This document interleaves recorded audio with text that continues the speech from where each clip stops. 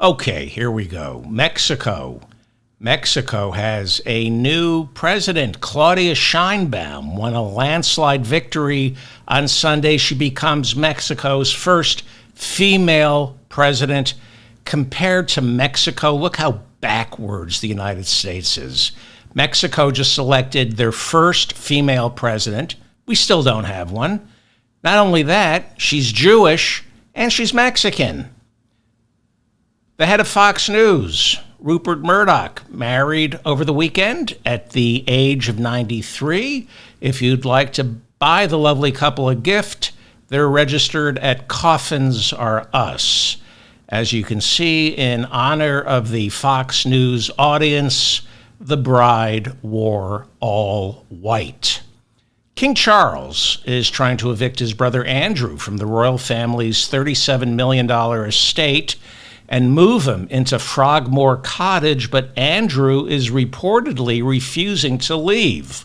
King Charles is also planning to cut Andrew off financially, meaning Andrew would have to pay his own living expenses, which come to $5 million a year.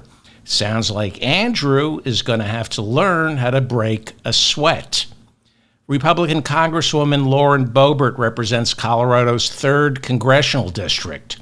When it became obvious that she didn't stand a chance getting reelected, she announced she would run for Colorado's deep red 4th congressional district, vacated by Ken Buck.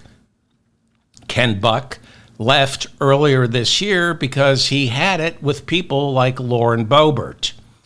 Despite all her ex-husband's run-ins with the law and her son's run-ins with the law, it's still hard to feel sorry for Lauren Boebert. She is a QAnon-spouting, proud, white Christian ethno-nationalist who co-sponsored a bill last year making the AR-15 the official gun of the United States. It didn't pass. The Republican Party primary is June 25th in Colorado, and Boebert is running hard to the right, insisting the border just doesn't need to be closed, but we need to start deporting all the undocumented migrants living here. So, as much as I want to feel sorry for her, she should rot in hell. You might remember in September of last year, Boebert attended a performance of the musical Beetlejuice in Denver. She was accompanied by her then boyfriend, a Democrat, where she was told to leave the performance after people sitting around her complained that she wouldn't stop vaping. She wouldn't stop singing along, as well as recording the show with her phone. Her boyfriend, a Democrat, was also fondling her breasts while she fondled his genitalia. The latest polling, with the primary just 3 weeks out, shows Lauren Boebert trailing Ike McCorkle, a Marine veteran, by about 14 points, but 1/3 of voters say they're still undecided. This is a district where Joe Biden lost to Trump by close to 20 percentage points. Clearly, whoever wins this month's primary will go on to win the general. Lauren Boebert has a lot of explaining to do. Over the weekend, a debate was held among the several Republican candidates. She's up against the questions were not easy. You want to talk about the theater thing? Sure. So, Kyle, I certainly have owned up to my night out in Denver. I've gone on that public apology tour, and I'm grateful for the mercy and grace that has been shown. But I'm not going to continue to live life in shame and be beat up by this. And, I would like to go back to my legislative record for just a second. We're not going to do that. You had plenty of time to answer the question. You chose not to. Sure. That's fine. I just want to make sure. I'll have more time. You have Don't apologized worry. for the theater incident. I certainly have. And I just want to make sure.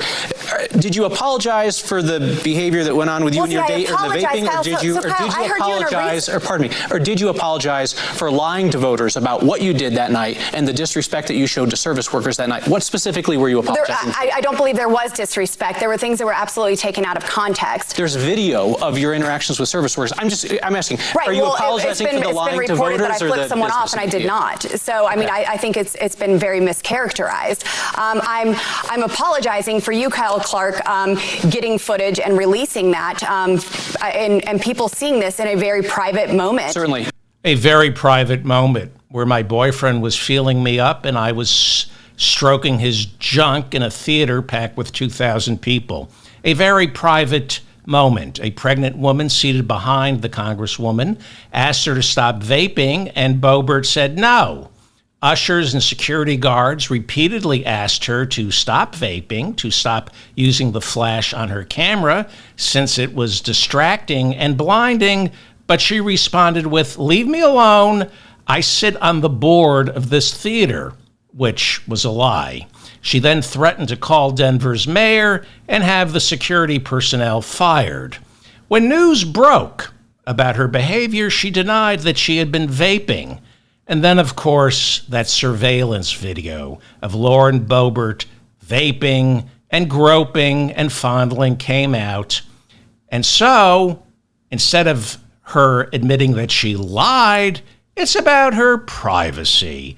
The media violated her privacy by showing her disdain for the public out in public. The questioning continued. It was very important to figure out whether you were telling the truth you just had or an whether a interview public recently with agency was lying about your conduct. You just Either had way was an very interview with important for CityCast folks to Denver. find You were out. saying how Thank disgusting you it very is much. We're to going to talk about record earmarks someone in without their Congress. knowledge.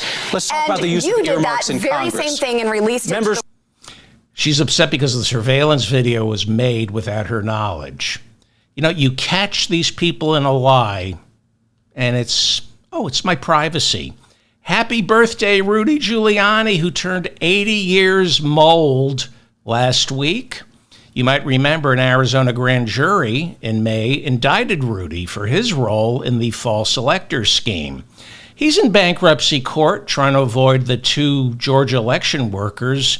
He owes $148 million after losing a defamation lawsuit that they filed against him.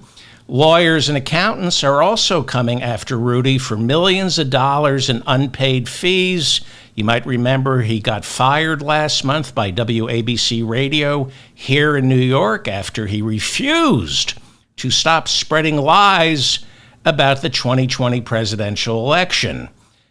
At 80, it keeps getting worse. The judge overseeing Rudy's bankruptcy looks like he's going to force Rudy to sell his $3 million condo in Florida, as well as his New York apartment, which means Rudy, at the age of 80, will have no place to live. Not only that, he can't afford a place to rent. Okay, pretty bad for an 80-year-old, but it gets even worse for Rudy. Forget the RICO trial down in Georgia. Forget the woman suing him for rape. Just when you thought Rudy Giuliani couldn't get any more despicable, the New York Times on Saturday reports that creditors for months have been complaining that Rudy Giuliani has not been forthcoming about his various streams of income. The New York Times reports on Saturday that Rudy does a show for YouTube as well as other internet platforms every night, and it generates $16,300 a month in advertising from the Tunnel to Towers Foundation. The Tunnels to Towers Foundation is a charity set up to honor a firefighter who, upon hearing of the September 11th attack on the World Trade Center and unable to get through the Brooklyn Battery Tunnel, this firefighter, this first responder, ran through the Brooklyn Battery Tunnel to get to the towers, and he ended up dying on 9/11. So a charity for wounded first responders and homeless veterans was set up in his name. The foundation, according to the New York Times, raised $305 million in 2022. And so, over the years, it seems to be raising a couple of $100 million a year for first responders and homeless veterans.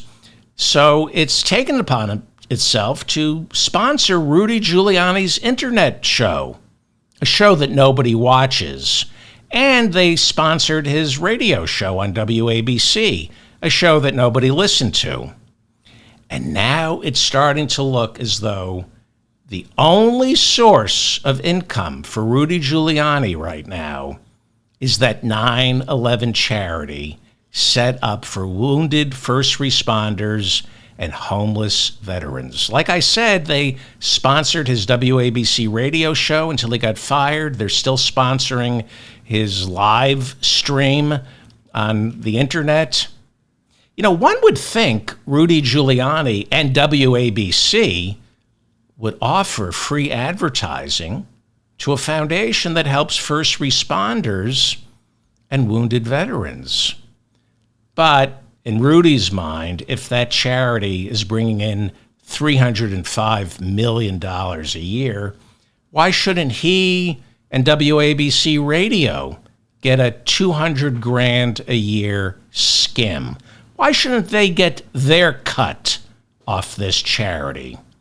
By the way, that's Rudy Giuliani at 9/11 Memorial, and standing right next to Rudy is his police commissioner, Bernard Kerik, who, because of stop and frisk, made it illegal for black people to leave their homes in New York City when Rudy Giuliani was mayor. After 9/11, immediately after 9/11, the city got an apartment set up near Ground Zero for first responders to shower and sleep. But Police Commissioner Bernard Kerik decided to use that apartment, allegedly, as a love nest for two of his extramarital affairs. He was then able to negotiate below-market rates for another apartment set aside for first responders so that he could keep renting the apartment near Ground Zero for himself and his ladies. That's according to reporting in the New York Times. Anyway, Bernard Kerik ended up serving time for tax evasion, among other things, and had to be pardoned by Donald Trump. Like I said, Rudy turned 80 last week, and on his 80th birthday, he received news that Washington, D.C.'s Bar Board on Professional Responsibility recommended that he be stripped of his law license in Washington, D.C. for his work back in 2020 trying to overturn the 2020 presidential election. Now it goes before the D.C. Court of Appeals. What does it take for somebody to lose a law license? The man instigated an insurrection. Well, his license has already been suspended in D.C. He's not allowed to practice law in D.C., but did he ever really practice law? I mean, he went before judges, but he wasn't practicing law. And his law license has been suspended in New York City. But he has yet to be disbarred. Jenna Ellis, the lawyer who worked with Rudy after the 2020 election, she traveled with him to swing states that were won by Joe Biden. They were trying to prove voter fraud. She, last week, had her Colorado law license suspended for 3 years. You might remember Ellis was one of the 19 co-defendants, along with Donald Trump, indicted last year in Fulton County, Georgia, as part of that RICO trial, charging them with attempting to overturn the 2020 presidential election results in Georgia. You might remember Ellis broke down in tears back in October of last year as she became the fourth defendant to cop a plea deal. One of the 19 co-defendants in that Georgia RICO trial is Georgia State Senator Republican Shawn Still. Still is accused, he's been indicted for participating in the fake elector scheme on December 14th, where Georgia Republicans forged documents claiming to be the rightfully elected slate of electors representing Donald Trump, not Joe Biden, who actually won Georgia's popular vote.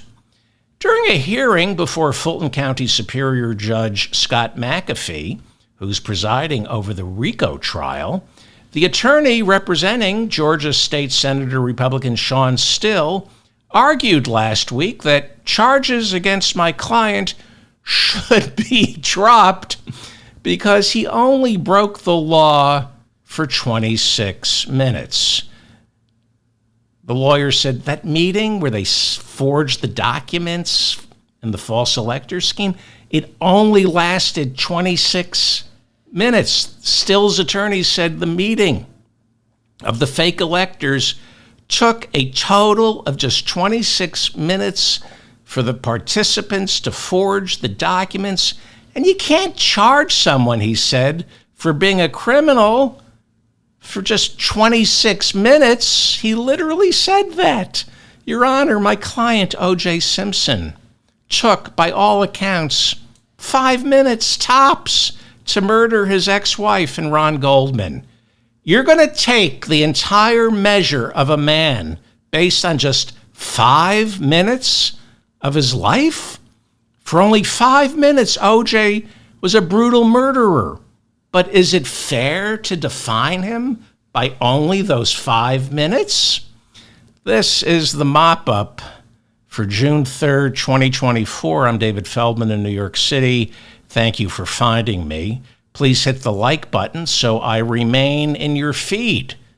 And do me a favor. The only reason you're listening to me right now is because somebody shared my show with you. I've got Robert Smigel and Sam Cedar, and that's it. Nobody's helping me other than Smigel and Cedar. So my listeners are the ones who are helping me. You're the real reason people are finding this show.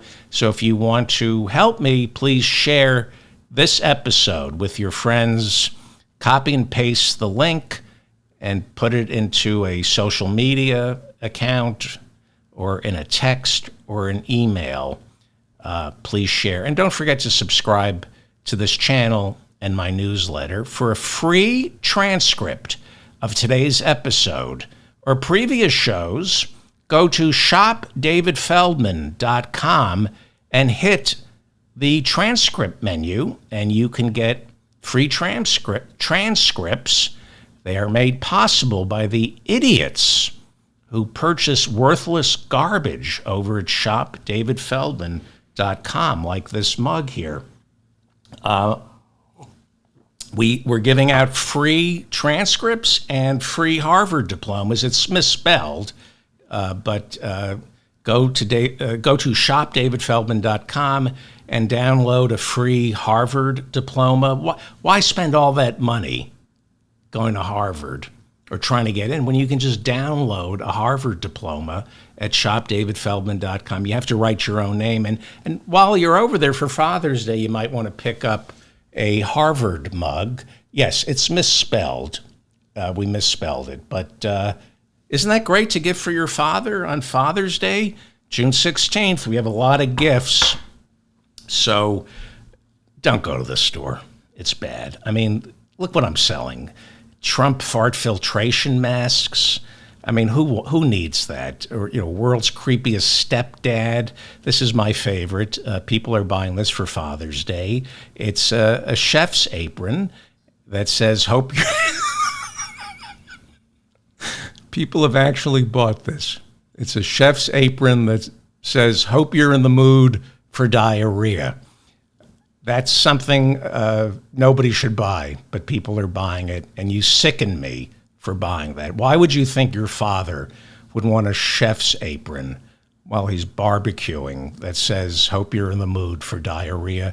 We also have our Made in Los Estados Unidos coffee cups, and my idiot nephew, my sister's son, took my credit card and misspelled my name. I've got a couple of hundred David Ferdman Show coffee mugs, some David Ferdman Show t-shirts and hoodies.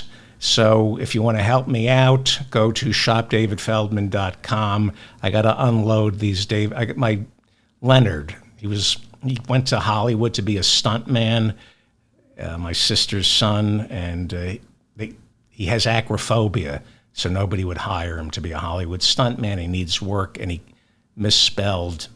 It's the David Ferdman Show. Anyway, this is an appeal to heaven flag that the January Sixers carried into the Capitol. And it's the same flag that flies outside Speaker Mike Johnson's office door, an appeal to heaven. It's a call for a white Christian ethno-nationalist state. And it flew over Justice Alito's home last summer. Well, I can't sell you an appeal to heaven flag, but I can sell you an appeal to these nuts flag. Go to shopdavidfeldman.com and pick up this fantastic flag, an appeal to these nuts. Doesn't that look great? That's the kind of thing you want to carry when Mike Johnson is speaking, or if you have any conservative friends, an appeal to these nuts flag. Huh? Isn't that beautiful? Some morons actually bought that. Idiots are going to this website, shopdavidfeldman.com, and buying this worthless garbage. The big debate between Donald Trump and Joe Biden is June 27th, and I'm going to be hosting a watch party on Zoom. It won't be on YouTube. It will be a private meetup where we'll watch the debate together, and then I'll record my podcast where I'll take questions and comments from you in the Zoom room. It'll be an audio podcast, and I'll invite you to participate, but it's only via audio. Your cameras will not be turned on. It's purely audio. You'll be able to see me and the debate, but the participants will not be seen. You can participate in the chat, ask questions in the Q&A, and hopefully some of you will raise your hand and speak up. I've decided it's going to be free. I'll have more details in the coming days. Back in July of 2018, the NAACP rescinded its travel advisory against American Airlines, saying the company tried to address concerns that black passengers were being discriminated against, as well as exposed to unsafe conditions while flying. In 2017, the Reverend William Barber, who leads the Poor People's Campaign, and at the time was head of the North Carolina NAACP, Reverend Barber was forcibly removed from an American Airlines flight by police after he complained to a flight attendant about white passengers sitting behind him making racist comments. Reverend Barber sued the airline. In order to get the travel advisory reversed, American Airlines assured the NAACP that it would order all of its 130,000 employees to undergo training to help them better understand subtle and implicit bias. The airline also promised to review its hiring policies to better understand its diversity issues. Now, 3 black men have filed a federal lawsuit charging American Airlines with racially profiling them, along with 5 other black passengers on a plane sitting on the runway in Phoenix, Arizona, heading for New York City back in January. According to the lawsuit, a white male flight attendant complained of body odor, but wasn't sure where it was coming from. 8 black passengers seated throughout the plane. They didn't know each other. They were told with no explanation to get up from their seats and stand in front of the boarding gate. And then when American Airlines realized what had happened, they quickly said, the white boarding gate attendant said, this is really racist. This is really racist. And he told the 8 black men to get back in the plane. American Airlines is being sued. Public Citizen is actually handling this case. Robert F. Kennedy Jr., the third-party candidate whose name is officially on the Michigan ballot, appeared on right-wing podcaster Tim Pool's program, where Robert F. Kennedy Jr. said the tearing down of Confederate statues leaves him with a visceral reaction. He says he hates seeing history destroyed. Robert F. Kennedy Jr. said on the podcast that General Robert E. Lee, a slaveholder who led the Confederate Army, Robert F. Kennedy Jr. said Robert E. Lee had many extraordinary qualities that deserve recognition. Kennedy added that many of the Confederate soldiers memorialized by these statues had other qualities besides fighting for the South that should be recognized. Well, if they had other qualities, maybe their statues shouldn't feature them wearing Confederate uniforms. The head of Black Outreach for Bobby Kennedy Jr.'s presidential campaign, Angela Stanton King, has quit. King, who is black, worked 6 months on the Kennedy campaign and often spoke at his rallies. King previously ran for Congress in Georgia as a Republican. She lost. According to the New York Times, during her congressional campaign, she spouted QAnon theories, insisting that Joe Biden stole the 2020 election. And before Joe Biden's inauguration, she suggested this country needed a military coup. This is the woman who was put in charge of Bobby Kennedy Jr.'s Black Outreach. King said she decided to leave the Kennedy campaign last week because of its, quote, hateful and divisive atmosphere. A QAnon supporter who calls for a military coup can't handle the hateful and divisive atmosphere in the Bobby Kennedy campaign. The Bobby Kennedy Jr. campaign. Big difference between the son and the father. The Florida sheriff's deputy who shot to death a black United States Air Force airman exactly 1 month ago has been fired. According to an internal investigation, Sheriff's Deputy Eddie Duran fatally shot 23-year-old U.S. Air Force senior airman Roger Fortson after Duran knocked on the wrong door while responding to reports of a domestic disturbance. According to the report, Duran, the sheriff's deputy, kept pounding on the wrong door, shouting, "Sheriff's office!" Fortson, the airman, eventually opened the door, holding a gun by his side, but not pointing it. He never aimed the gun at the officer and didn't resist the officer before the sheriff's deputy, Duran, opened fire and killed him.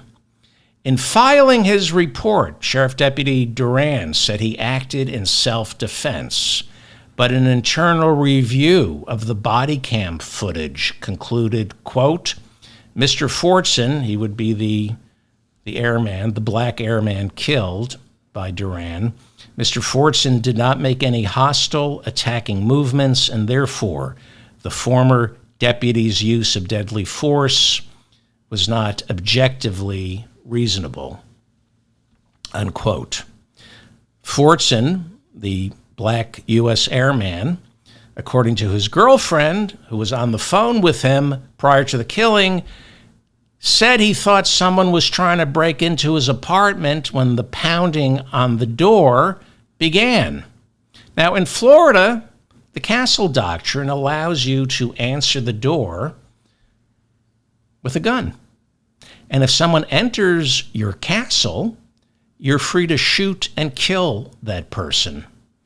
The black U.S. Airman Fortson answered with a gun at his side, having no idea if the person pounding on the door, claiming to be from the sheriff's office, was actually a sheriff. The sheriff's deputy, Duran, saw the gun, panicked, and killed Fortson. This is why guns are a bad idea. Cops, not all, but most, if not all, are racist. Every time a cop stops a black person, they assume that black person has a gun. If a black person reaches for their wallet or their phone, the cops shoot them dead, often in the back. A black man in Florida answering the door with a gun at his side, an actual gun, perfectly legal. If a racist cop sees that, he's going to panic and shoot. A black American soldier shot to death, not on the battlefield, by a Florida cop, but maybe for black people, Florida is a battlefield. In fact, the NAACP has issued a travel advisory for black people to be careful, to avoid going to Florida. June 6 will be the 80th anniversary of D-Day, where America liberated Europe from Hitler's Nazi regime. Or, as Donald Trump calls that, the real Pearl Harbor. There are countless stories of German prisoners of war, Nazis, dining with American soldiers, sharing cigarettes, laughing, and talking, while black soldiers were forced to sit in separate corners of the room and wait their turn before the white soldiers and their Nazi POWs had been served first. Often, the black soldiers were put in separate dining halls, not the Nazi POWs, because they were white. Like I said, June 6 will be the 80th anniversary of D-Day. One of the Americans who stormed the beaches of Normandy was Army Sergeant Medgar Evers, who fought in Europe for 2 years during World War II. After the war, he returned to Mississippi, where he was born, got his college degree, wanted to go to law school, but no law school in Mississippi would accept him because he was black. Taking a job selling insurance, Medgar Evers became active with the NAACP, and in Mississippi, he rose to the top. He organized boycotts and worked to desegregate Mississippi's public schools and universities. And that's why he was assassinated in 1963 by a white supremacist and a member of the KKK who himself served as a Marine in the Pacific Theater during World War II. Medgar Evers' assassin was Byron de la Beckwith. A year after he assassinated Medgar Evers, he was tried 2 times for the assassination of Medgar Evers, and 2 times all white male juries couldn't arrive at a guilty verdict. 30 years later, Byron de la Beckwith was tried again. They found new evidence. He was convicted and died in prison. Medgar Evers, after he was shot, was rushed to a nearby hospital, and that hospital in Jackson, Mississippi, refused to accept him because he was black.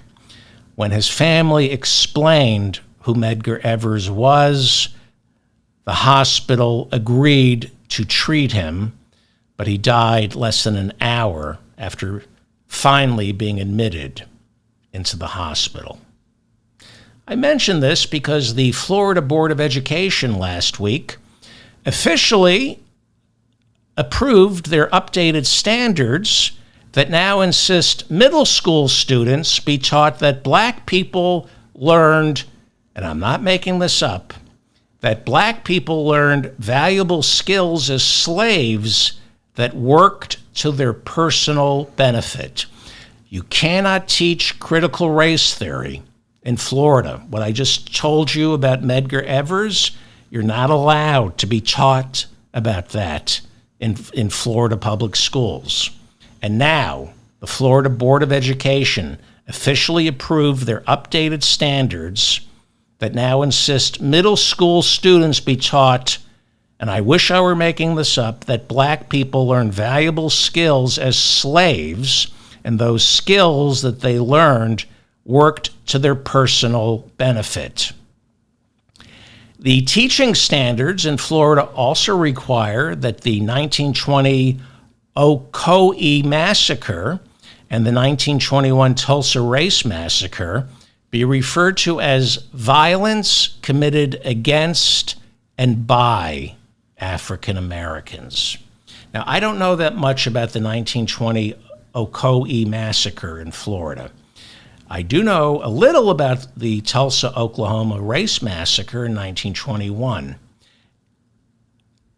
And in Florida, middle school students are being taught that these massacres were violence committed against and by African Americans. I'm not going to comment. I'm going to move on. Nearly 2 million Floridians with prison records were forbidden from voting because of a Jim Crow era law aimed to disenfranchise people of color, who, as we all know, are statistically more likely to be arrested than prosecuted and convicted. In 2018, Florida voters overwhelmingly passed Amendment 4, which restored voting rights to Floridian citizens who had served their time in prison and were now free. And Republicans panicked. Trump had just beaten Hillary in Florida by a little more than 100,000 votes. And now Amendment 4 was passed, and that meant there were going to be nearly 2 million new voters in the 2020 presidential election down in Florida. 2 million voters who had seen the inside of a Florida prison. Who do you think those 2 million new voters are going to cast their ballot for? Not Trump and not Ron DeSantis. So the Republican-controlled state legislature down in Florida, after Amendment 4 was passed, immediately passed a new law saying that anyone released from prison and had their voting rights restored must first show proof that they have paid off all the fees and fines associated with their arrest, conviction, and prison sentence. Now, please pay attention to this. Please pay attention to this. Most inmates leave Florida prisons in more debt than when they entered. Because in Florida, prison inmates are charged $50 a day. So a 1-year prison sentence in Florida costs the inmate close to $20,000. And that doesn't include all the hidden fees, like the cost of a phone call or a candy bar. It is not inconceivable for someone to come out of a Florida prison owing as much as $100,000, possibly $200,000 for their time in prison. I'm not making this up. Google it. If you're sentenced to prison in Florida, they charge you $50 a day. Even worse, I know, we have foreign listeners and they're going, Feldman is just making shit up. It's worse. Good behavior is not rewarded. Like if you get a 5-year prison sentence in Florida and you behave well and are released after 3 years, if you serve 3 years of a 5-year sentence because you were behaving properly, you still owe the state of Florida $50 a day for the full 5-year sentence. Got it? You get out after 3 years, you still owe $50 a day on the 2 years you're not serving in prison. 40 states here in the United States, as recently as 3 years ago, 40 states had these pay-to-stay programs. They're called pay-to-stay programs. Now, Florida voters said restore voting rights to ex-prisoners, right? That happened in 2018, Amendment 4. Florida Republicans in the state legislature said, well, first they have to pay what they owe. How many of these nearly 2 million former convicts are going to be able to pay back the state of Florida for what they're being charged for staying in the prison? You see, they may have paid their debt to society, but there's no way they can possibly pay their debt to the state of Florida. And that means they can't vote. This is America. This is America. In 2021, Florida Governor Ron DeSantis established his election crime police squads, and he bragged about it. Remember this? He set up these election crime police squads that cost a couple of $1 million a year, and he claimed it was to prevent voter fraud. But voter fraud is non-existent. So he used his election crime police squads to terrorize newly released ex-prisoners. They would arrest newly arrested prisoners who tried to vote despite not paying the state of Florida back for the $50 a day that they had been charged to be imprisoned. Some of them who were on probation mistakenly believed that they were allowed to vote because they were told they were allowed to vote. They were sent registration forms to restore their voting rights. They filled them out. They registered to vote as Democrats. Knock on the door, you're under arrest. Marsha Evans is a 69-year-old black woman. She's probably 70 now. She lives in Tallahassee, Florida. In September of last year, Ron DeSantis's election police pounded on the door of Marsha Irvin of her home, a then 69-year-old black woman. They pounded on her door at 3 a.m. and arrested her for voter fraud. Why? Because she registered to vote while she was on probation. And how did that happen? How did she accidentally register to vote? Well, election laws in Florida for former prisoners are confusing, purposely so. She was sent, 69-year-old Marsha Irvin was sent a letter telling her, you can now restore your voting rights. here's a form to fill out. You can now register. She registered to vote as a Democrat, thinking the form and the letter had been sent to her from Florida's supervisor of elections office. But it wasn't sent to her by Florida, by the government. It was set by people who want to register voters. So she was confused. At 3 a.m, Ron DeSantis' election police arrested her at 3 a.m. You know, there's body cam footage that is so disturbing, I won't play it, but you could look it up on YouTube, of a 69-year-old woman arrested at 3 a.m.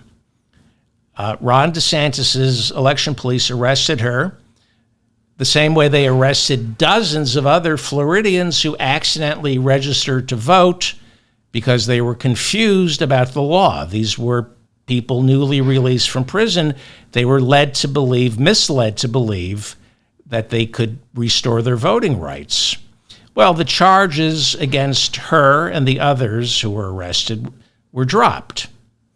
But what does this do? It doesn't matter that the charges were dropped. This chills the vote. When any one of those 2 million former prisoners living in Florida, when they see these people getting arrested, the first thing they're going to think is, I'm not voting. I'm not going to register to vote. It's too confusing, and I don't want to risk it. That's how you chill the Democratic vote in Florida. Anybody who's ever been arrested says, it's not worth it. It's just not worth it. I'm not going to register to vote. I don't understand the laws for people on probation, for ex-prisoners, and these fines. It's voting laws in Florida are too confusing for the 2 million prisoners who have been released. And they go, I'm not going to vote. Last Thursday, Florida resident Donald Trump became a convicted felon. Florida, as you know, has very strict rules about convicted felons voting.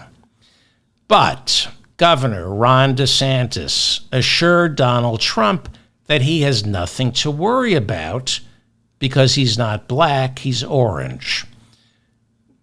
Well, actually, Ron DeSantis said that in Florida, we don't remove someone's right to vote if the state in which they've been convicted doesn't strip the felon of their right to vote.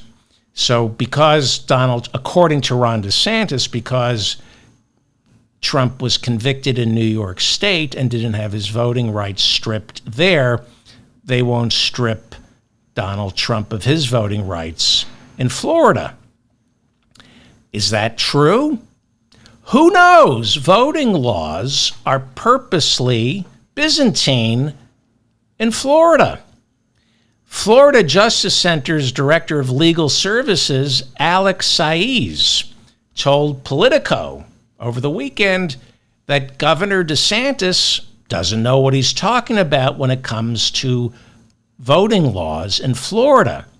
Alex Saiz says that Florida's law regarding the voting rights of any convicted felon, like Donald Trump, is vague and open to interpretation. Nobody's sure in Florida whether Donald Trump will be allowed to vote in November. Because, as I just said, election laws regarding convicts, people on probation, they are purposely confusing. Because Florida doesn't want convicted felons to know their rights. Where does it stand right now? Nobody knows. Nobody knows if Donald Trump will be allowed to vote in November. But you can be certain he will vote. And if it turns out he can't, Ron DeSantis's election police won't be pounding down his door at 3 a.m. to arrest the orange turd, Donald Trump. This is why they don't allow critical race theory to be taught in Florida. Joe Biden and his vice president were campaigning in Pennsylvania last week. Biden just came out and said it in Philadelphia. He said it. Donald Trump is a racist. And then he turned to January 6th, and he brought up Donald Trump's promise that if elected, he would pardon, quote unquote, the protesters who entered the Capitol that day. That's what they call the insurrectionists, protesters. Now, MAGA Republicans want proof. Show me proof that Donald Trump ever said he was going to pardon the January 6ers. So just so we're clear, this is what he's promising. Here is his campaign press secretary, Caroline Leavitt, on Fox News last Thursday night, right after Trump's conviction. Well, certainly people need to be held accountable for the crimes that have been committed over the last several years that we've seen them lie. We've seen them abuse our justice system. We've seen Joe Biden target innocent Americans across this country, such as the protesters on January 6th, who they've thrown in the gulag in Washington, D.C. President Trump said he will pardon those protesters on day one of his presidency. That's the official policy of the Trump campaign, that on day one, Donald Trump is going to pardon all the protesters who entered the Capitol on January 6th and are being held in a gulag. As I said last week, Joe Biden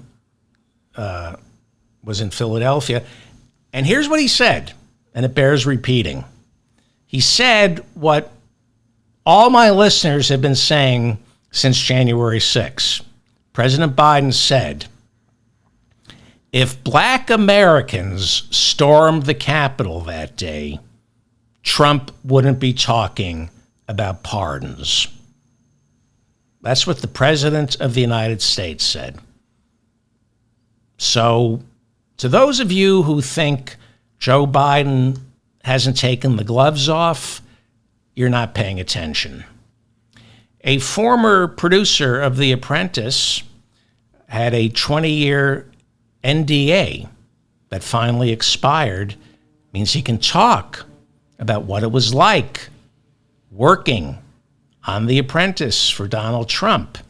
He wrote a piece for Slate in which he called Donald Trump a racist who repeatedly used the N-word on the set of The Apprentice, and he said tapes of Trump using the N-word exist. Well, we've known this since 2016, right? Mark Burnett, the union-busting producer of The Apprentice, I guess he's an American citizen now, but he was British, refused to release the N-word tapes from The Apprentice.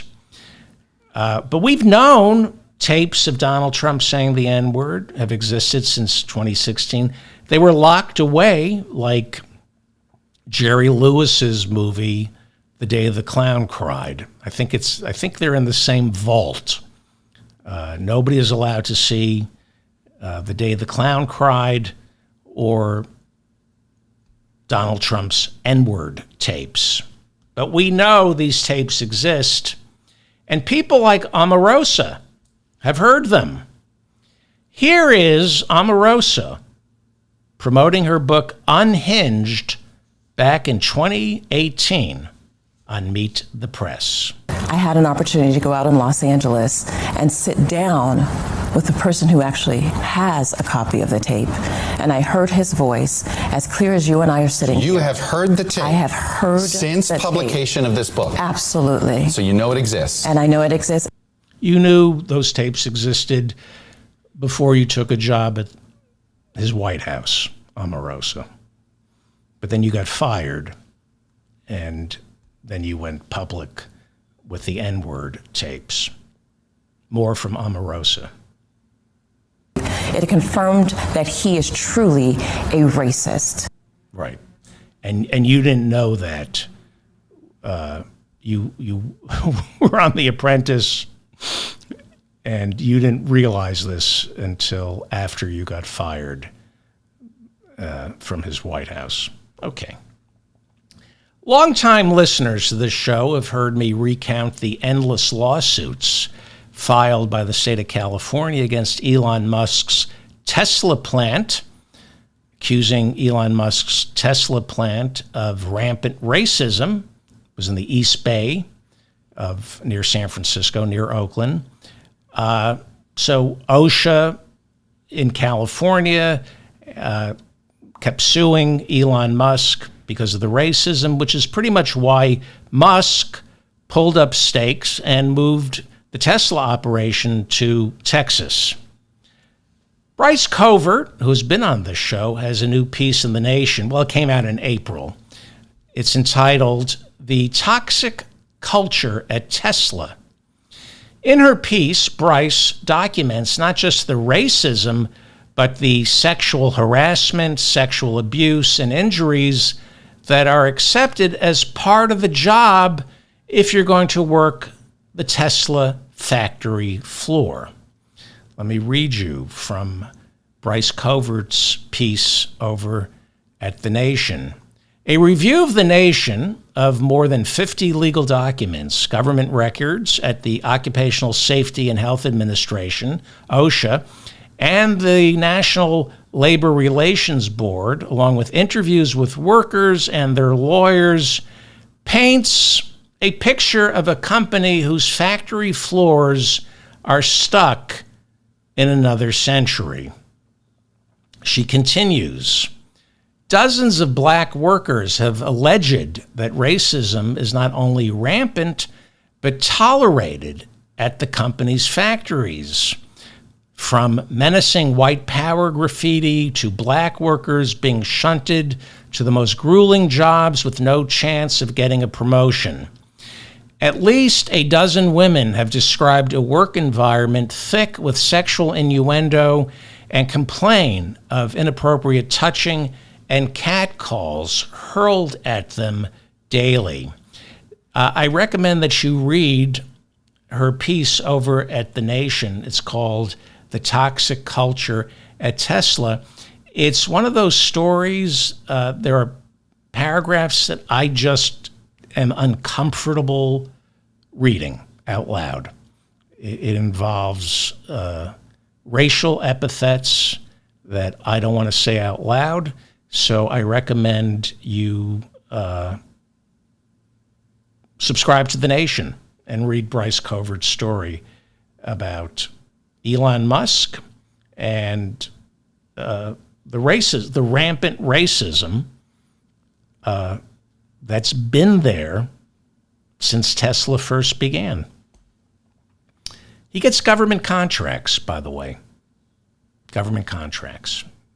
Elon Musk. So, it should come as no surprise that Business Insider reports that Elon Musk is almost ready to officially endorse Donald Trump, and that Donald Trump is reportedly ready to appoint Elon Musk to an advisory role inside a Trump White House. Now, Musk and Trump are denying this, but is there any doubt that Elon Musk supports Donald Trump? You might remember it was a year ago that the racist and fascist governor of Florida, Ron DeSantis, launched his failed presidential campaign on Twitter a year ago. And during that ill-fated interview on Twitter, you might remember it was conducted by the new owner of Twitter, Elon Musk, where the audio quality sounded sounded like it was from 1914. And so did Governor Ron DeSantis' views on everything from race and the social safety net. It was straight out of 1914. Musk said back then, of all the candidates running for president, he liked Ron DeSantis the most. Elon Musk supporting Donald Trump, that moves him a little more to the left, because if he was already endorsing Ron DeSantis, endorsing Trump moves you a little more to the center, because Ron DeSantis is a fascist. Trump is a fascist, but he's insane and can't get anything done. Ron DeSantis is a fascist. He gets things done in Florida. Florida is a failed state, but the laws that he passes are fascistic and persecute migrants, black people, and the LGBTQ community. There's a reason that the nation's largest lobbying group for the LGBT plus community has issued a travel advisory for Florida. It is not safe for the LGBTQ community to visit Florida. There is a reason that the NAACP has issued a travel advisory for Florida. It is not safe for black people in Florida. This is the mop-up for June 3rd, 2024. I'm David Feldman. Thank you for finding me. Please like this episode so I remain in your feed, and share it, please. That's the only way I can grow my audience. Actor Dennis Quaid has officially endorsed Donald Trump. The Quaid gene. Remember, we all just thought it was Randy? Apparently, there's a Quaid gene. Quaid said, I'm voting for Trump because I like Trump. Because Trump, quote, isn't afraid to stand up to people. That's why Dennis Quaid is voting for Donald Trump, because Donald Trump isn't afraid to stand up to people. And that's what we need, right? A president who will stand up to people, not stand up for people. Dennis Quaid wants our president to stand up to people. Climate change, we got income inequality, crumbling schools, our democracy is being undermined by authoritarians, homelessness. But Dennis Quaid, in his infinite wisdom as a washed-up actor who was kind of cool back when he was married to Meg Ryan, Dennis Quaid said what this country needs more than anything else is a president who stands up to people. Not standing up for people, standing up to people. And that's why Dennis Quaid is endorsing Donald Trump. So here's how this works. And Dennis Quaid doesn't realize it. Most of these washed-up Hollywood actors don't realize why they're endorsing Trump, because they're in a state of denial. But here's what happens to somebody like Dennis Quaid. You reach a certain point in Hollywood as an actor where it's over. The phone stops ringing. The roles you once took for granted are no longer available. But an actor like Dennis Quaid can't deal with reality. And guys like Dennis Quaid don't want to look in the mirror and say, I've lost a step. I got old. I can't sell tickets because I'm boring. See, that's too brutal a realization for someone like Dennis Quaid. So what somebody like Dennis Quaid does is, instead of working on himself, dealing with the reality of his situation, he becomes a Republican, and he's vocal about his support for Trump. And by doing that, he's no longer a washed-up actor. Instead, he's been blacklisted because of his political views. That's how he explains away his failing career. I see this countless times. Male actors, it's always men, approaching their expiration date. And instead of bowing out gracefully, they endorse Trump. So it's no longer their fault that nobody will hire them. It's all those lefties in Hollywood. I've seen this countless times. It's too bad, because I used to like Dennis Quaid. Now he can go F himself.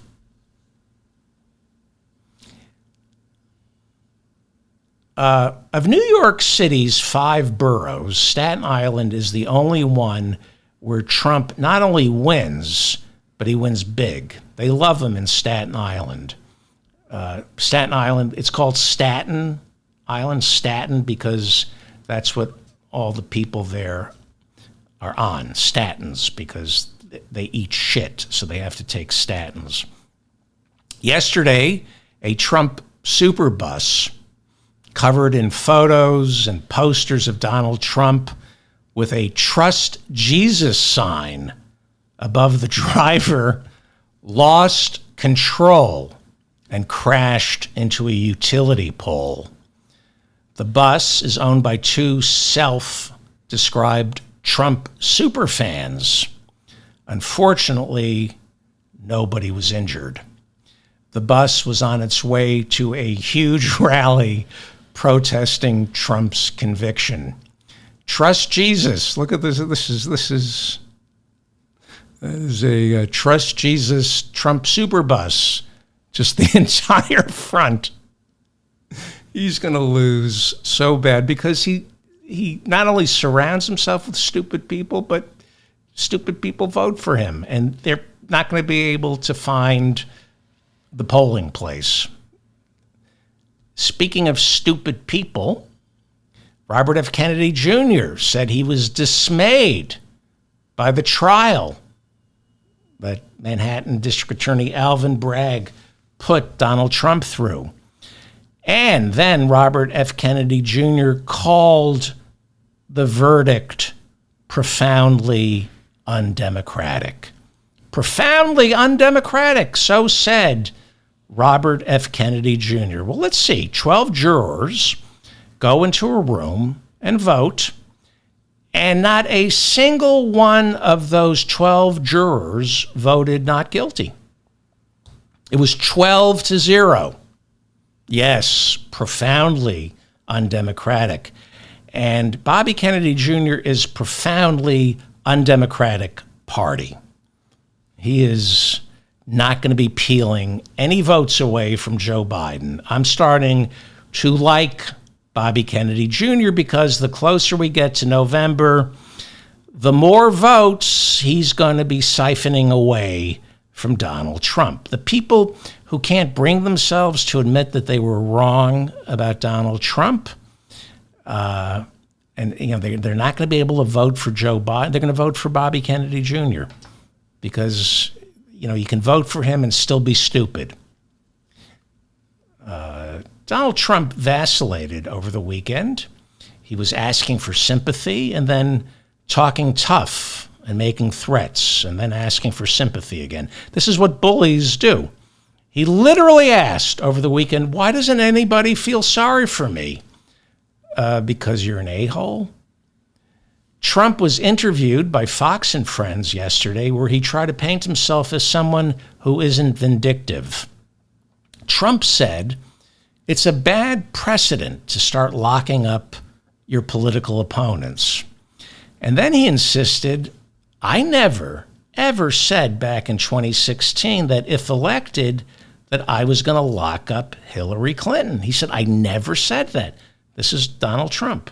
Hillary Clinton, I didn't say lock her up, but the people don't say lock her up, lock her up. Okay.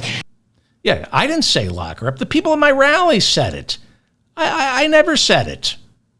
The people at my rallies were always screaming, lock her up. I can't control what my people say, but I never said lock Hillary up.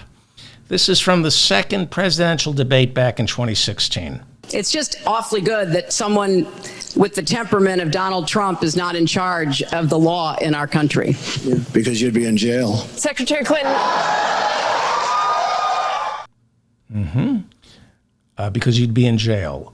Donald Trump, let's hear that again. Please lie for us again. Hillary Clinton, I didn't say lock her up, but the people don't say lock her up, lock her up. Okay. Yeah, I didn't say it. My supporters did, and I can't control my supporters. June 27th is the big debate on CNN between Trump and Joe Biden. It looks like I'm hosting a watch party. We're going to do it on Zoom. If you don't have Zoom, I'll also give you a phone number so you can dial in to the meeting. After we watch the debate, I'll record my audio podcast. It will be just audio. I'm not doing this on YouTube, and you're all invited to participate. I'll have more details in the coming days. A new Morning Consult poll shows that half of all voters approve of the Manhattan jury convicting Donald Trump last Thursday. This should be somewhat disturbing for Trump. This is disturbing news for Trump. According to the poll, 15% of all Republican voters want Donald Trump to drop out of the race because of the conviction. Now, this will probably change with time. I suspect the shock will wear off and not as many Republicans will be calling for him to drop out. 8% of self-described Trump supporters now say Trump should drop his bid for the White House. That's where it stands, according to the Morning Consult poll, but that'll change with time. A new ABC News poll of Americans shows 50% think the verdict was correct. 49% of Americans, according to a new ABC News poll, 49% of Americans say Donald Trump should now drop out of the race because of the conviction.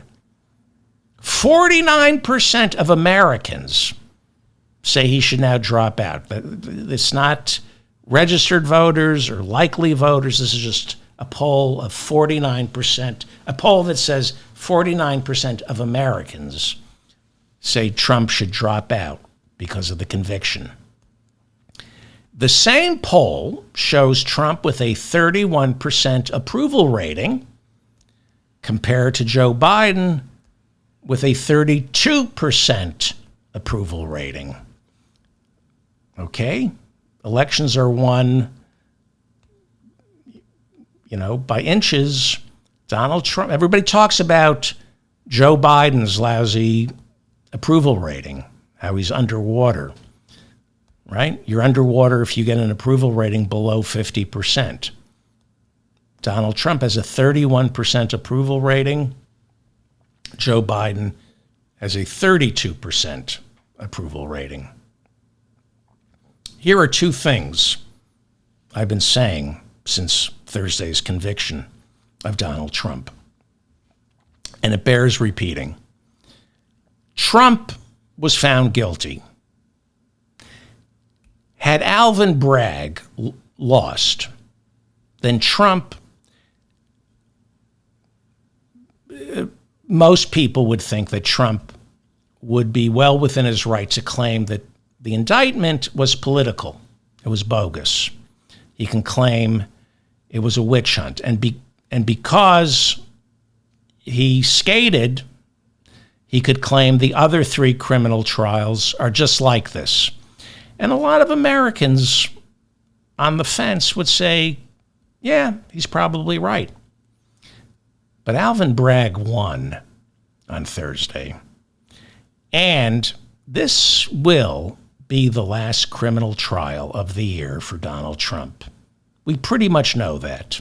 And I think it's a good thing. And it's good for Biden that this was the last criminal trial before November. Now, maybe this week the Supreme Court will rule on presidential immunity. But let's say they say, ex-presidents don't have immunity. That won't jumpstart the Miami classified documents trial, which has been delayed indefinitely. It won't jumpstart the Fulton County, Georgia RICO trial, which has also been delayed indefinitely. It looks like it won't take place until after November. That's what conventional wisdom says, because Fani Willis had a romantic relationship, perhaps, with her lead prosecutor, and Trump's lawyers are spending millions to appeal Judge McAfee's decision that Fani Willis doesn't need to be replaced. So they're delaying. Parts of that trial are being delayed. Now, if the Supreme Court rules this week that Trump doesn't enjoy presidential immunity, it is conceivable that Special Counsel Jack Smith could put up a slimmed-down version of his election interference trial before November. But I doubt, if he were able to put up a slimmed-down version of that trial, I doubt we'd get a verdict before the election. And I also doubt the Supreme Court is going to offer up a definitive ruling this month regarding presidential immunity. I think they punt and send it back down to the lower courts, asking for clarification, asking the lower court to parse out which parts of the indictment center around Trump's official capacity as president and which parts don't. And that's garbage. But what that does is it delays until after the election. But I'm fine with that because, as I said, I don't want to see another criminal trial before Election Day. If Trump can't portray himself anymore as a martyr, if he can't complain about the weaponized Justice Department, then he has to run on the issues. And if Trump has to run on the issues, he loses. He has zero, what I call updraft. He has zero updraft. Biden has updraft. He has abortion on the ballot in pretty much all of the key swing states. And that is going to animate the Democratic base, even if they're lukewarm about Joe Biden. More updraft from high-profile Senate races in the swing states where the Democratic Senate candidates are incredibly popular.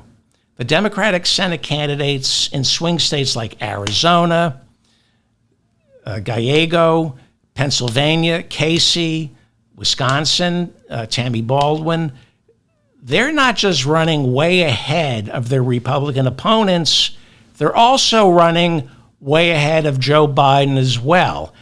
And Joe Biden, come November, will benefit from this updraft because nobody's ticket splitting, okay? Nobody's going to go into the voting booth in Ohio, vote for Sherrod Brown, and then say, I'm going to vote for Trump. Sherrod Brown's going to beat Moreno. There are no good candidates giving Donald Trump updraft. Kari Lake in Arizona, there are no good candidates that can help him. Joe Biden has great candidates, and there isn't going to be ticket splitting. If you're going to vote for Casey in Pennsylvania, you're also going to vote for Joe Biden. And so Biden's going to benefit from this updraft, the abortion updraft.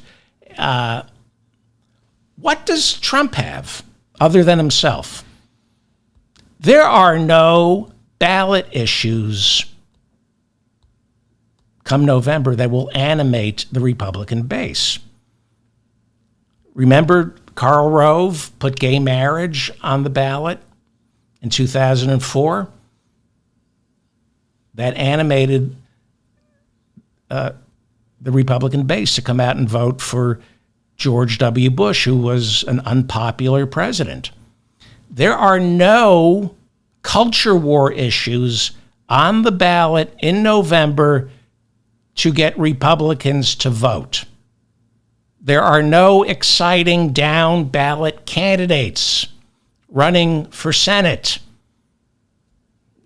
Republicans, I'm talking about. This election, at least for Republicans, will be a referendum on Trump. Period. If you're a Republican, this election for Republicans will be a referendum on Donald Trump. It won't be a referendum on the future of this country. It is a referendum for Republicans to decide, do we want another 4 years of this slob fronting our party? Trump has nothing to animate the Republican base with. If anything, his being on the ballot suppresses the Republican base. And we've seen it with the zombie votes for Nikki Haley.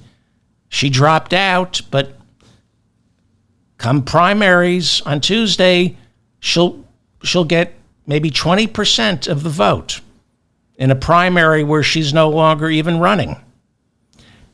Democrats, on the other hand, have many reasons to vote. Democrats have many, many reasons to vote. They're going to vote because of abortion. They're going to vote to keep the Senate.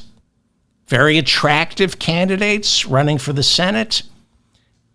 And of course, they're going to vote for democracy. They're going to vote against Donald Trump. And some Democrats, like me, might actually vote because of Joe Biden. The reason I'm going to vote is for Joe Biden, not against Trump. I think Joe Biden is the most consequential president since LBJ. I want to protect a woman's right to choose. I want to protect our republic from authoritarian rule. But what animates my vote more than anything else is I'm for Joe Biden. After he's elected, he's going to be my enemy. But right now, I'm for Joe Biden.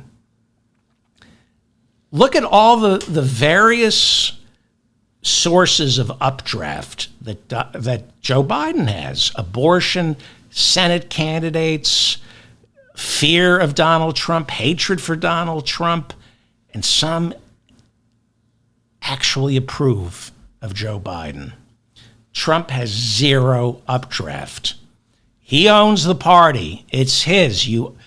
It belongs to his, and he is the Republican Party. And if this election for Republicans is a referendum on Donald Trump, they're either some will show up, vote for Bobby Kennedy. He's going to lose. He's going to lose. And there are a lot of polls that are owned by Republicans.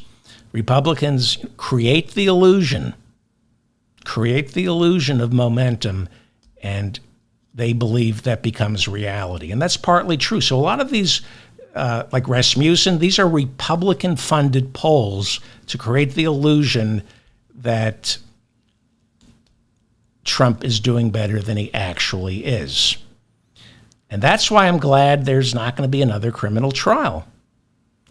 The conversation is about to change. Donald Trump is no longer the victim. And if there were another trial, mainline Republicans might be more sympathetic to Trump. But without a trial, Trump is going to lose. What does he have to run on? What does he have to offer the American people? Fear of migrants? Lies about crime? Lies about the economy? The Trump amnesia will soon subside, and Americans are going to remember what a shit show his 4 years were. That's why Trump looks so exhausted, because he's an idiot, but he's not a moron. And he knows this is not ending well. This is not going to end well for him. Looking for sympathy over the weekend, Donald Trump told Fox News that the hush money trial was, quote, very hard on my wife. Well, at least something at Trump's was hard on Melania. Melania has not commented on the trial. I mean, why would she? I mean, what is she supposed to say? It's so unfair that my husband, who had unprotected sex with a porn star right after I gave birth, is now facing a prison sentence, all because he tried to hide that from the American people. Trump's children came to his defense. Ivanka posted a message on Instagram saying, quote, I love you, Daddy. But she didn't fly up to New York. She didn't bring the grandkids to lend support. Don Jr. said the verdict was, quote, such bullshit. And if anyone's an expert on bullshit, it's Don Jr.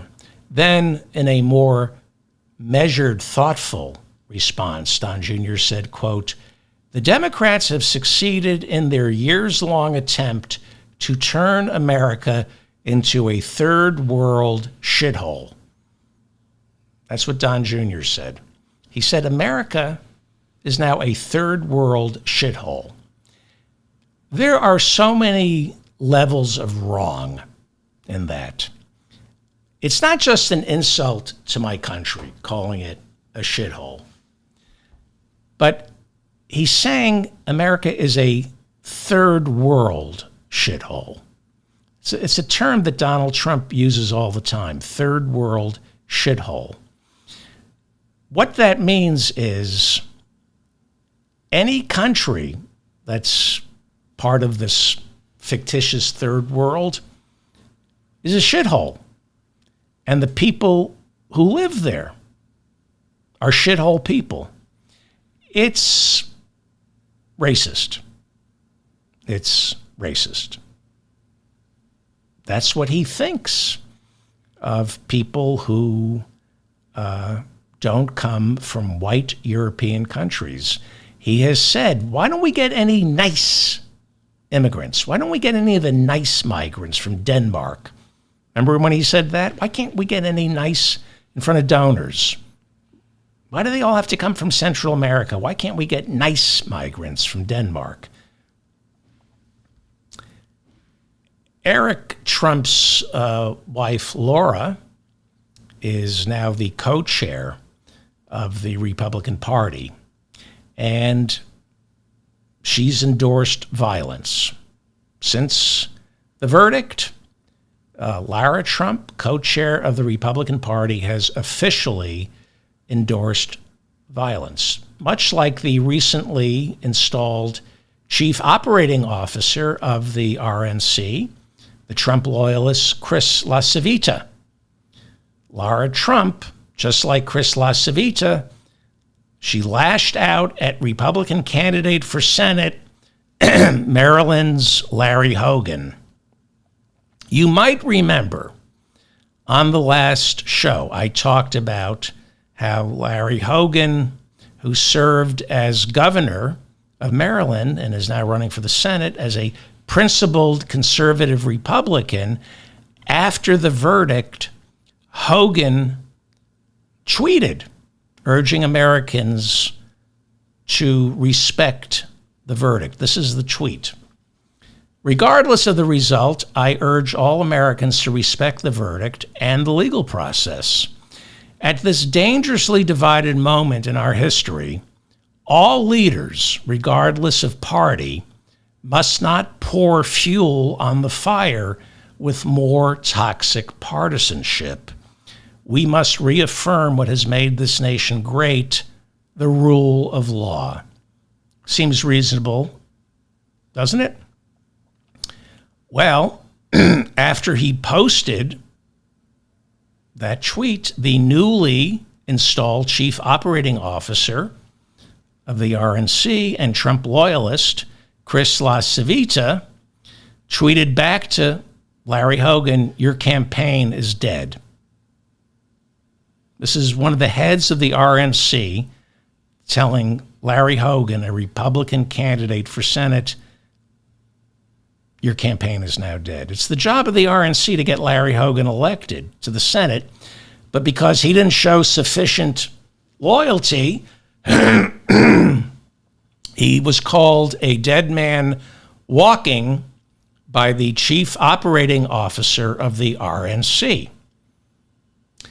Do you see why they're going to lose in November? They feast upon themselves. Lara Trump, Eric Trump's wife, is co-chair of the RNC, and she appeared on CNN on Sunday, and she was asked what she thought of Republican Senate candidate Larry Hogan's tweet. Does the Republican National Committee support Larry Hogan for Senate? Well, I'll tell you one thing. I don't support what he just said there. I think it's ridiculous. And I think anybody who's not speaking up in the face of really something that should never again have seen the light of day, a trial that would never have been brought against any other person aside from Donald Trump. But does the RNC support his bid? The respect of anyone.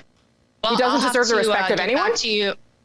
He doesn't deserve the respect of anyone in the Republican Party at this point. And quite frankly, anybody in America, if that's the way you feel, that's very upsetting to hear that. So are you willing to cede the Senate seat in Maryland to the Democratic Party and not support Larry Hogan? What I'll tell you is that we, of course, want to win as a party, but that is a shame. And I think he should have thought long and hard before he said that publicly. Are you willing to use Republican Party resources to support his bid or not? It sounds like you're saying you're not. Well, I'll get back to you on all the specifics monetarily, but what I can tell you is that as the Republican Party co-chair, I think he should never have said something like that. I think that's ridiculous. Are you prepared to use Republican Party resources, money, on Larry Hogan's Senate bid? And Lara Trump is saying, no, I'm prepared to use all Republican Party money on paying my father-in-law's legal bills and squirreling away some cash for his divorce settlement with Melania. That's why she's there, to make sure the money is going, the RNC money is going to Trump. You see why they're going to lose? You know, what you're saying now within the Republican Party is this is how they govern. This is how they govern themselves.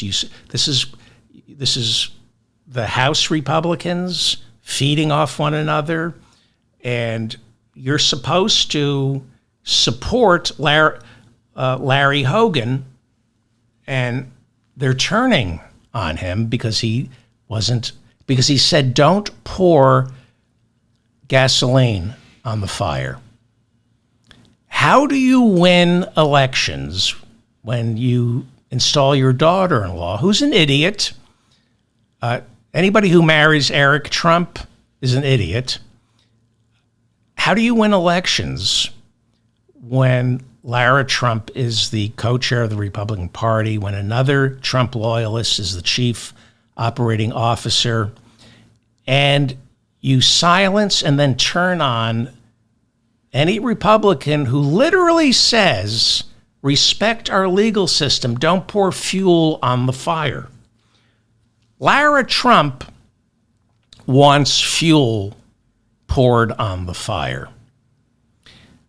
This race for the Republicans, because of Donald Trump, it's not about America. The Republican Party is about Donald Trump now. It's not about any other candidate besides Donald Trump. This race is no longer about winning the Senate, keeping the House. This race, all hands on deck for Donald Trump. And this is why they're going to lose in November. They're going to lose the House, and Democrats are going to keep the Senate. During an interview over the weekend, Trump said he'd be okay going to jail. Sure he would. And then he said, but my followers wouldn't be okay with it. He said, quote, I think it would be tough for the public to take. You know, at a certain point, there's a breaking point, unquote. See, here we go again. I can't control my followers.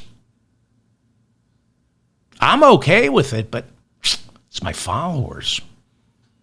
All the death threats and bomb scares phoned into the judges, the prosecutors, the doxing of jurors, the witness intimidation that we saw either from Trump or his followers, not once did Trump tell them, knock it off. Remember Arthur Engoron in the civil fraud trial? Bomb scares to his home, the people who worked in his courtroom, doxed, death threats. Not once did Donald Trump say, knock it off. I can't control these people. He sat, this is according to Cassidy Hutchinson, who was Mark Meadows' assistant. Donald Trump sat and ate a cheeseburger and watched Fox News on January 6th while his MAGA morons stormed the Capitol. We know that people kept coming into his office and saying, Mr. President, you have to tell these people to stop. Don Jr. was texting Mark Meadows, tell them to stop. But Trump wanted the MAGA morons that day to push on. When a terrified Kevin McCarthy called Trump and screamed, stop this, Trump said, well, I guess these people storming the Capitol are more upset about the election than you are. When people came into Mark Meadows' office, Mark Meadows, the chief of staff, and they said, what's going on? Why isn't Trump stopping this? Meadows looked up from his phone, and he said, quote, Trump believes Mike Pence deserves to be hanged. That's according to Cassidy Hutchinson. Mark Meadows said, I can't do anything. He believes Mike Pence deserves to be hanged. And now, the doxing and the threats to the jurors who just found Trump guilty. Lara Trump, the co-chair of the RNC, appeared on Newsmax and was asked by Carl Higbie if she was worried about the safety of the jurors. Here is Carl Higbie from the ultra-right-wing Newsmax talking about how dangerous it now is for the jurors who found Trump guilty. These jurors are going to be like people, they're going to find out who these people are. Is Alvin Bragg going to commit to making sure that they maintain their jobs, that they have security, God forbid? That they have security, God forbid? God forbid they have security? I assume he meant, God forbid they need security. But who knows? This is Newsmax.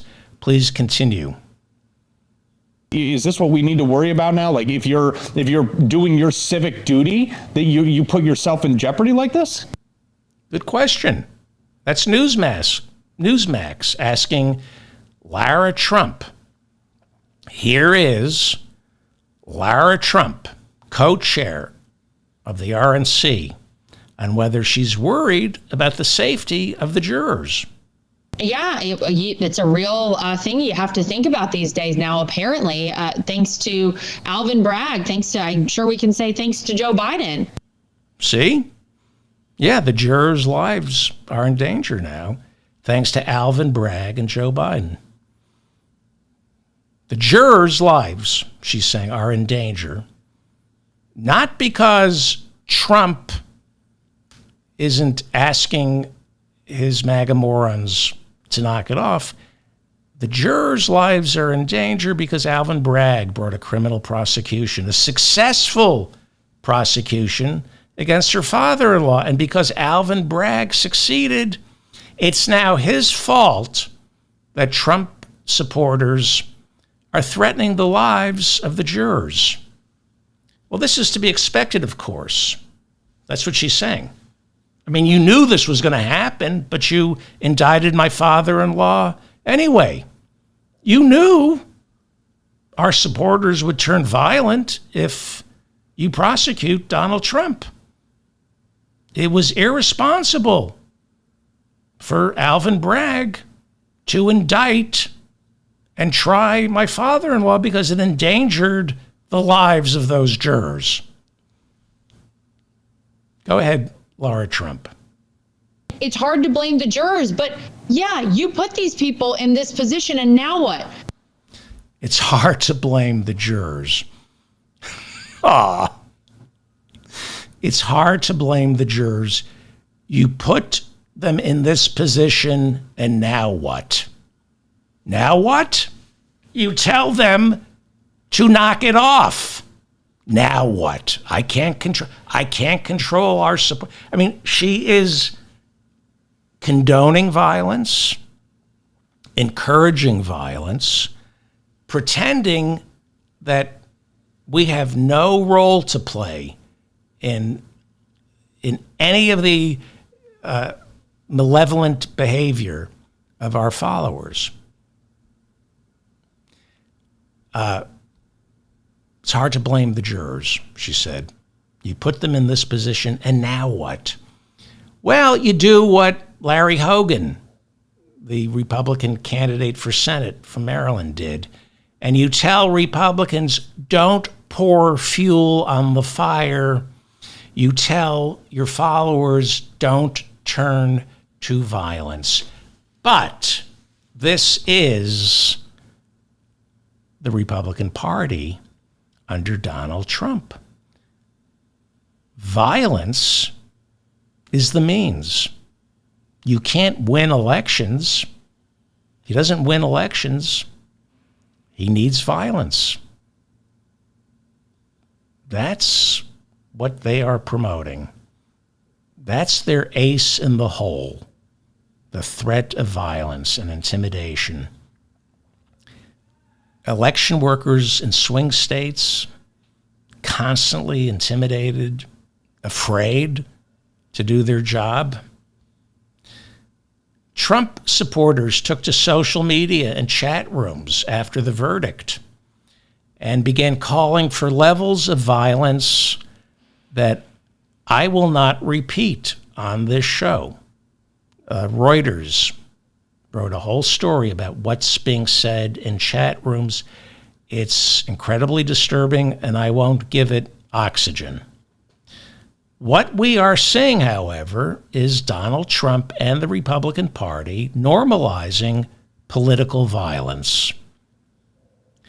Laura Trump, like her father-in-law, is saying, of course there's going to be violence. You poked the bear. Don't poke the bear. If you don't poke the bear, you won't get mauled. You might remember that Donald Trump last week, along with some of his surrogates, including Marjorie Taylor Greene, began spreading the lie that the FBI was prepared to, quote unquote, take him out. When they searched his Mar-a-Lago property looking for those classified documents he refused to turn over. Newly unsealed documents show that the FBI wrote in a memo to the agents as they were preparing to search Mar-a-Lago. It wasn't a raid. They had a warrant. The FBI wrote to the agents that when you're on the property, if there are any problems, if there's any confusion in executing the search warrant, then the FBI must get on the phone, quote, and engage with the Secret Service. Okay? This, what they said, to tamp down any possibilities of confusion. So engage with the Secret Service on the phone. Marjorie Taylor Greene and a Republican operative, and of course Trump, purposely misinterpreted the usage of the word engage. They went right to the other definition used by the military when they say soldiers last night engaged in gunfire. The entire point of that FBI memo was to make sure the search went smoothly. In fact, it was timed so Trump and his family wouldn't be on the premises. But Trump and his surrogates began saying that the Biden administration ordered the FBI to take Donald Trump out. It's outrageous. It is absolutely incredible that the nominee for the Republican, the nominee of the Republican Party for president is cherry picking the word engage, and making it sound like Joe Biden is trying to off him. So as a result, Jack Smith, the special counsel, went before the judge, Eileen Cannon, who's presiding over the classified documents trial, and he urged her to issue a gag order preventing Trump from saying the FBI is trying to kill me. Jack Smith, the special counsel, said this kind of reckless talk endangers the lives of FBI agents and law enforcement officers all over the country. Judge Eileen Cannon, a Trump appointee who has delayed this trial indefinitely, she rejected the request for a gag order. She said Trump's attorneys were not given enough time to prepare a response to the special counsel's request. So the judge in this trial says no gag order. Trump can continue to claim that Joe Biden is trying to take him out. We saw January 6th. I don't believe...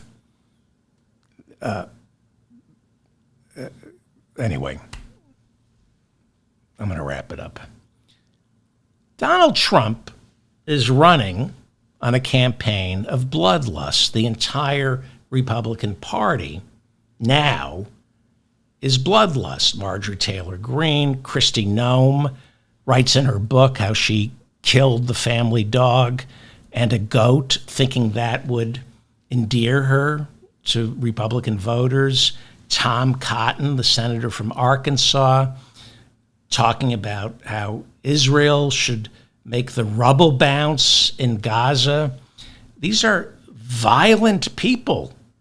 These are thugs who prey on voters' bloodlust because they themselves have a bloodlust. Jim Jordan. I've been over when Jim Jordan was running for Speaker last year. We've gone over this. When Republicans said they weren't going to vote for him for Speaker, they were inundated with death threats.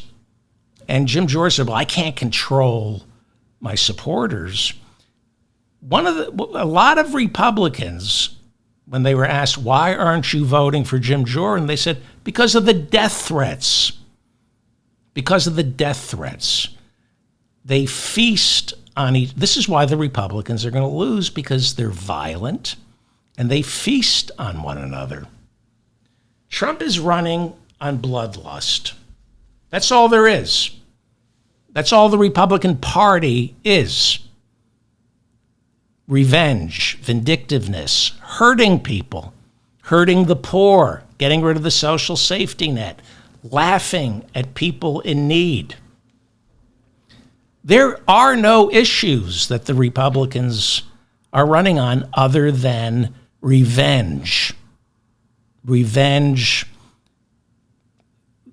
towards these fictitious boogeymen like liberals, migrants, Democrats, the LGBTQ, women. This is all about for the Republicans, it's all about hurting someone. This isn't about improving the lives of others. It's about destroying the lives of people Donald Trump doesn't like or people you're jealous of. This is a party that is all about bloodlust. This is why after the verdict, Trump, instead of holding a rally on Saturday, kept complaining, this trial is keeping me from holding rallies. He could have held a rally Saturday night. Instead, he went to Newark, New Jersey's Prudential Center and attended an Ultimate Fighting Championship match. UFC. Went to a UFC fight. Stayed, watched the entire thing. He went there with Tiffany and her new husband. It was a family event to go watch Ultimate Fighting. He walked in, a crowd of 16,000 men, broke into a chant of F Joe Biden, but they didn't say F, they said the actual F word. Trump was welcomed to the UFC fight by Dana White. He's the chief executive of UFC, who fights his fighters, not in the octagon. He fights them when they want to form a union or when they want more money or health care. About 20% of UFC revenue goes to the fighters. Only 20% of the revenue goes to the fighters. The big money of the 20% that goes to the fighters, the big money goes to the champions. The smaller, lesser-known fighters get next to nothing. They have to pay like 30% of their salary off the top to pay for travel and meals and gym fees. The UFC treats their fighters as independent contractors, so they get no health benefits. But why would a UFC fighter need to see a doctor? It's not like anybody's getting hurt. A UFC fighter only gets their medical expenses paid if they are injured in the octagon. But nearly 80% of these UFC fighters will, over a 2-year period, suffer a fracture of the face and or a concussion. 80% in a 2-year horizon, 80% of all UFC fighters either get a concussion or get their face fractured. And you know from football that this leads to long-term health care issues. But Dana White, the chief executive of the UFC, will only pay your health care if you get injured in the octagon. No long-term care. Medieval barbarism. That's what this is. I'll watch it. I'm not, it's like pornography. I'm not proud that I watch it, but it's medieval. And so it should come as no surprise that on a Saturday night when Donald Trump should have been out campaigning. He instead watched grown men beat up on one another and saw it kind of like a campaign rally. 16,000 sexually frustrated men watching other men beating up other men.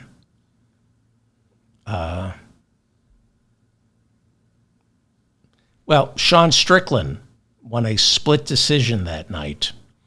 And while he was interviewed by Joe Rogan was there to do the play-by-play, Strickland gave a shout-out to Donald Trump and told him how much he loves the former president. Strickland is a notorious homophobe who has gone after the LGBTQ community. Here is a tweet from March of this year. Still complaining about Bud Light hiring the transgender TikTok star Dylan Mulvaney. I'm so sick of these C words. Even Bud Light. I'm the definition of America, and yet I'm the bad guy because I believe in two genders. I am the majority. They force feed your kids effing pride flags. I just want to fight back a little. I cleaned it up. These are violent people. And luckily, this country knows better. The American people know better. We have too many guns. We have a war economy. We do a lot of bad things around the world and to each other. But the American people know that this is wrong. They know it's wrong. And he's going to lose. He's going to lose in November. The Republicans are going to lose. And I pity the Republicans who stood up for Trump. It's going to get ugly because they're going to feast on one another. In November, after he loses, it's going to get really ugly for Trump and all his enablers. And I almost feel sorry for them. I'm David Feldman reminding you to stay strong and protect the weak. If you would like a transcript of today's episode, go to shopdavidfeldman.com. They're free. The transcripts are free.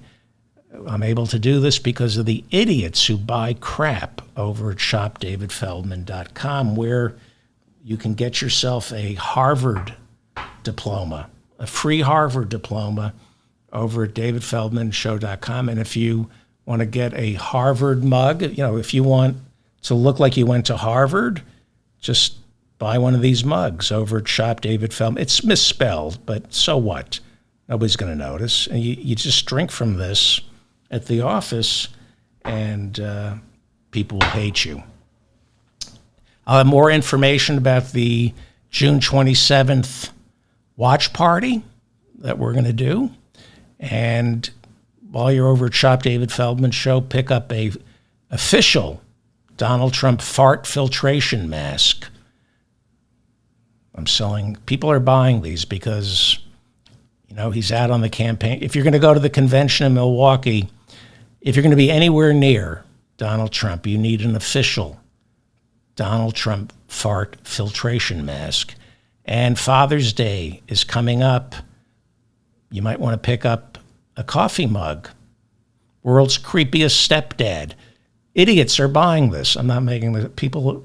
Some people have actually bought a world's creepiest stepdad coffee mug made in Los Estados Unidos.